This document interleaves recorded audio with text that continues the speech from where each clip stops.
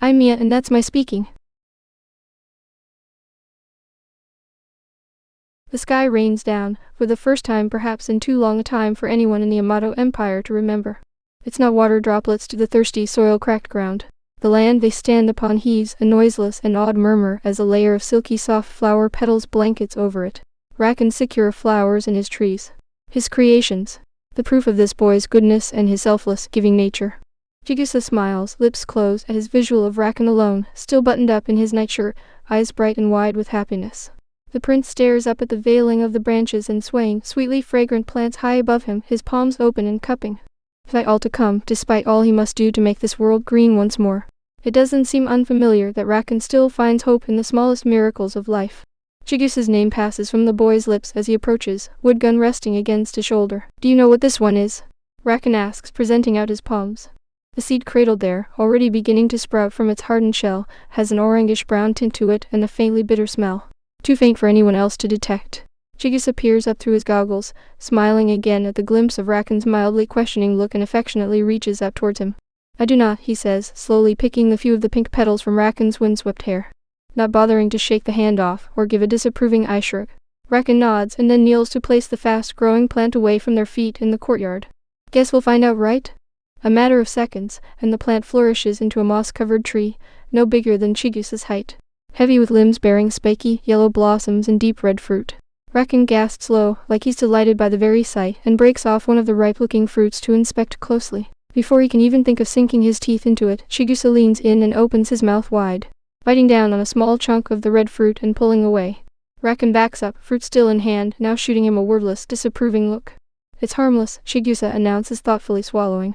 A flavor similar to juniper berries. Did he ever taste them before? A loud sigh.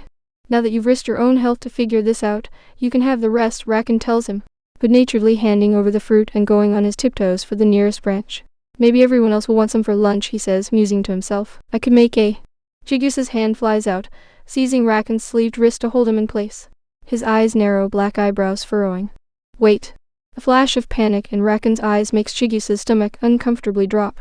Panic for him. Are you okay? It's not poisonous, is it? The half-man silently points to a criss-crossing network of abnormally large thorns hidden beneath the leaves surrounding the yellow blossoms. On the expected path Rakan's hand attempted for. It's an easier grab when Chigusa snatches onto the globe-shaped fruit, pushing it into Rakan's left hand. Be more careful, he murmurs. Rakan's breath comes out in a whoosh of relief, puffing out his cheeks. You scared me, he says firmly. I thought. The sentence trails off to linger. Chigusa's heart warms inside his chest in the significance of another person worrying for him. This is new. It would always be so new. I'm sorry, Rakan. I'm sorry too. The flesh of the deep red fruit between Rakan's teeth crunches loudly. Chigusa's head buzzes. Shiny and sticky and tinted, its juices dribble down the point of Rakan's chin, his lips colored. Chigusa's own lips smack apart, his tongue suddenly dry and too big for his mouth. Rakan methodically brushes a finger under his bottom lip, frowning. It tastes like cinnamon, doesn't it? He asks. That's strange. Chigusa's heartbeat increases fast. His senses kaleidoscope each other, blurring in and out. Something's wrong. Rakan's face scrunches up tight, like he's tussling for a lost memory. His voice far away mountains and ranges to Chigusa's ears. It does, doesn't it? And there's honey. I haven't tasted honey since I made breakfast the morning, after you appeared in my garden. Something's wrong. Why hasn't anyone noticed them? Nara, Shige or Toji? Kazuhi? Why has no one in their group noticed them standing together under the fluttering, sakura-colored trees? An agitated groan escapes Rakan's parted, juice-shiny mouth, fingers coming to his throat and digging underneath his collar. Too warm, he mumbles, starting to yank his shirt up. Chigusa's hazing eyes know this shouldn't happen. Catch the slit of exposed skin to the stale, morning air. A slender muscled torso, creamy and unmarked with the exception of a short, white scar above Rakan's navel. He means to stop Rakan from undressing outside and stumbles forward. His hands clasp solidly to Rakan's waist, thumbs pressing to naked skin, meaning to steady himself when the ground beneath Chigusa's feet teeters his balance. The immediate contact elicits another groan, shakier than before. Rakan's face already flushed. The round fruit falls between them, ignored as one of Rakan's trembling hands bunches the lightweight fabric of Chigusa's kimono, dragging him in, as the other hand remains fixed to his throat. Maybe he's called Rakan's name, maybe Rakan has called his. Neither understand the words exchanged, if any existed. There's only sensation, heat, wet, a messy kiss, blunt, chipped fingernails nudging detailed threadwork. Within the drugged trance, reality slams him back as unfamiliar hands pry him away and toss him against scratchy bark. A warning growl rumbles from Chigusa, all of his instincts screaming danger, Rakan danger, need skin, Rakan need more.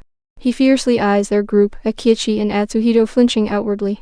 Senro, listen to me. Kazuki appears in front of him, bandana untied and his third eye unblinking, gazing calmly into him.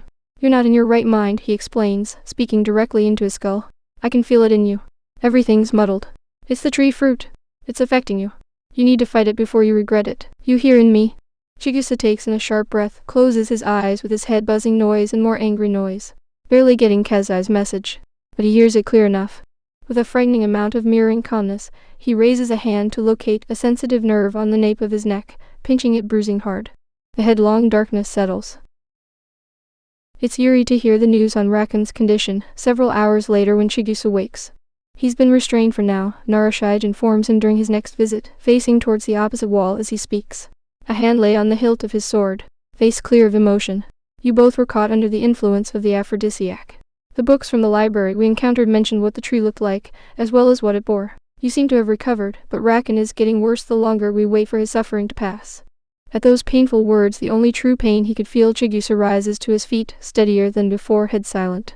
I would advise against going to see him, Narashige adds, turning slightly towards him, expression unchanged. You might make it worse. A tight-lipped smirk aims purposefully for the other man. It would be amusing to see you stop me, is all chipped, pseudo-friendly tones. Chigusa exits the unlit bedroom, his companion following intently behind. It's far worse than eerie when he enters. It's alarming. Seeing such a kind-hearted and obliging boy thrashing violently with arms and legs tied down, knotted ropes to wrists and pajama ankles.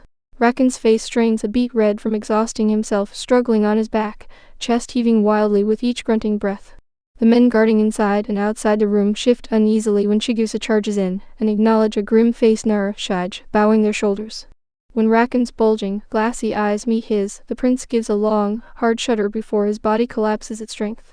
He shouldn't, Toji begins, gesturing to the half-man unstrapping his goggles and walking forward. He audibly snaps his mouth shut, reluctant and scowling when Narashige patiently holds up a hand to him. Chigusa erect sob, following another, so broken-hearted in the otherwise silent room. Tears roll from the corners of brown eyes. I can't. Fighting back the sting in his heart, he sits down at Rakan's side, anticipating the dread surrounding him. I'm here, Chigusa says, grasping onto a cold, trapped hand and locking their fingers. With the same affection of picking flower petals out of Rakan's hair, he palms the damp bangs from Rakan's eyes. I'm here with you, Rakan. Let it go. Another weaker shudder seizes him as the boy whimpers softly, inclining his head back to pillow the futon. Bit by bit, the glassy look vanishes, replaced with fear and confusion. Quickly coming to join them, Narashige takes the empty space next to Chigusa and cradles the top of mussed, chestnut hair with a hand. Rakan, he says, smiling gratefully. Help me cut him free. The knotted ropes fall apart, sliced within moments.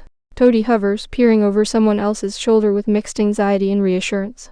Rakan, say something, please, Narashige begs him in a hushed voice, briefly touching the side of a blood-warmed cheek. His forehead wrinkles. Is it too late to cook dinner? Rakan croaks out, visibly distressed at the possibility of missing the daily and normalized ritual. And it is thanked with echoes of wary, relieved laughter from his personal guard and his friends. The path of bloomed, lighted flowers goes a single line until it births an entire meadow, reaching even towards a cliff edge. Their yellowish illumination do not pulse like they have human heartbeats, but provide a constant, unwavering source of light, much like a flashlight, Rakan described once. Except no one could turn them off. Chigusa stands towards the boundaries of the meadow, reading two other protective figures waiting nearby in shadows. Watches evenly as the prince crosses his arms over his chest, his school jacket providing inadequate shielding against the chill of night air. Rakan keeps his tense back to the shining meadow while continuing to face motionless to the dark abyssal of the cliff. Did Rakan harbor a secret resentment about being unable to turn off his abilities while wishing for solitary? At approaching footsteps, Rakan's fingers rapping to the bump on his elbow twitch. He does not turn towards his friend. Chigusa says aloud, staring ahead with him into the nighttime and scanning the area for potential threats. Nothing but the sand and roars of the wind. I have seen many beautiful things now because of Rakan. Rakan's chin tilts up. I promise to make the sky blue again, he answers, young features solemn. And then there will be more plants and more beautiful things for everyone to see. What things? A beat of silence. Chigusa's dark eyes glimpse at their corners for a soft and fond expression on Rakan's face. Willow trees, Rakan says, whispering. Hydrangeas. And the lotus flowers from the park. I would bring back the seeds to grow here. You plan on leaving? The formidable and uncomfortably long drop in Chigusa's stomach disappears at Rakan's defiant smile. I've already made my decision to stay. But if I did, I would plan on coming back, he says. There's still so much to do. Chigusa's lips tilt upwards. Rakan. It's not your fault anyway. Earlier, Rakan admits, embarrassed. I should have thought more about the consequences of. Instead of a harsher color, his cheeks heat a feeble shade of pink. He scratches at the space below his ear, laughing a little. Besides, if I was gonna kiss someone, I'd do it without being under the magic spell of sugared fruit. The flustered babbling is refreshing, he thinks. Chigusa pretends to look doubtful, tapping a newly made wood gun to his shoulder. Oh, he teases, smiling big. I don't believe you. Rakan's mouth hangs open as Chigusa moves away. Huh. One of his hands captures Chigusa's arm before they can get too far into the lighted meadow. That sounds ridiculous, Chigusa. Why not? He gently pries Rakan's hand off. You would have to prove it to me, he says, eyes crinkling with another brilliant smile. Are you nervous? Rakan's throat gulps, but he appears stoic otherwise. Yes. Then close your eyes. His hands, not twined or bandaged with his own monstrous blood, come to rest against Rakan's face, cupping his cheeks lightly, and feeling a small personal victory when the boy leans in, unafraid to the careful touch. And imagine you are somewhere safe and loved. Rakan shakes his head, eyes gazing up. That's impossible, he murmurs. So matter-of-factly. If I close them, then that place goes away. A bright, warm smile at Chigusa's shocked expression. I'm already happy here. You. There aren't any words, he finds. None possible to convey the swell of emotion there, making him lighter, making him feel human one of the few times in his life. Maybe one though. Rakan. The warmth in his smile deepens into knowing, into mischief as Rakan pushes himself up on his toes. Arms gathering around Chigusa's neck to anchor the slack and unhurried kisses. Chigusa's thumbs begin stroking along the sides of Rakan's jaw, creating a soothing, cadenced weight. The approving, too faint whine issuing from the depths of Rakan's mouth he takes as permission to slide his hands down, experimentally over the narrow shape of Rakan's hips. It is different this time, it truly is. Chigusa's head spins and hums with pleasure, but doesn't buzz in his eardrums, too overwhelming and distracting. The direct feeling of Rakan's skin doesn't burn slow, sore or itch madly, as it once had. And oddly enough, he almost misses the noisy rustling in the brush. That's enough of that, Narashide says, smiling cheerfully as he separates them with his own bodily intrusion. Coke leafily winds and slithers around Nara, Shige and Rakan's necks. Todi awkwardly pats Chigusa's right bicep as he crowds in as well, passing on the nonverbal message of sorry about this. But you really are a pervert, you pervert. Your turn for the bath, Rakan. Chigusa grins, taking a step from the group with his hand clasping Rakan's hip, forcing out a tiny, surprised yelp from his companion. Then I guess I will join. The Sanom Prince's guard on watch while I accompany him, Narashide finishes for him, also grinning, this time baring teeth. The atmosphere around them thunders, like an invisible storm. How about rock, paper, scissors? And then. Next time, Rakan says, interrupting from the background. All three of his friends whirl around to face him. A proper diffuse to the situation. He sends them an innocent but rebellious smile, allowing himself to be embraced around his shoulders by Toji and Narashide. Imagine you are somewhere safe and loved. With that in mind, Chigusa nods. Very well, Rakan, he says. Next time.